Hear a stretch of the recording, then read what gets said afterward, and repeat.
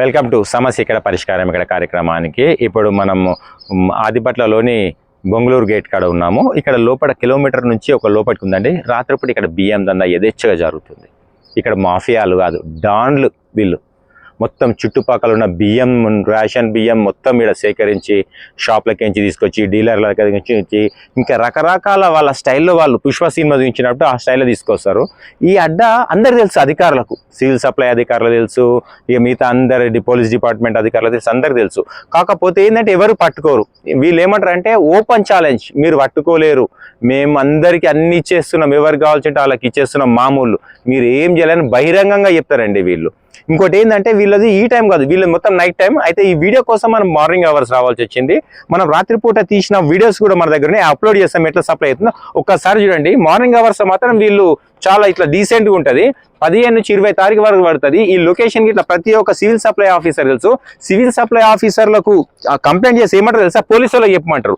Actually duty civil supply ఆఫీసర్లు. ఒకవేళ civil supply ఆఫీసర్లు కాని పక్షంలో పోలీసులు ఎంటర్ అయితే ఒక బాగుంటుంది. కానీ మీరు కరప్షన్ అయ్యి పోలీసుల పేరు పెట్టడం ఎంతవరకు కరెక్టో జిల్లా సివిల్ సప్లై ఆఫీసర్లకే తెలియాలి. సివిల్ సప్లై ఆఫీసర్లకు ఎన్నిసార్లు ఫిర్యాదులు చేసిన లొకేషన్ చెప్పండి అంటారు. వీళ్ళ దగ్గర మామూలు తీసుకున్నప్పుడు లొకేషన్ తెలియదా మీకు?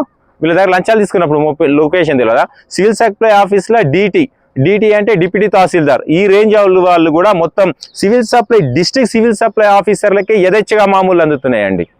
అది ఒకటి. రాత్రిపూట తిరిగి ఆటోలను పట్టించుకోవాల్సిన బాధ్యత పోలీసు వాళ్ళది, దాంట్లో కాదని లేదు. బట్ సివిల్ సప్లై ఆఫీసర్ల కనుసైకిల్లోనే రేషన్ బియ్యం అవుతుంది. రాత్రిపూట వీడియోలు అప్లోడ్ చేస్తారు చూడండి. రాత్రిపూట ఎట్లా చేస్తారు ఈ బియ్యం మాఫియా ఒకసారి చూడండి. ఇప్పటికైనా అధికారులు చర్యలు తీసుకోవాలి ఈ వీడియోలు చూసి.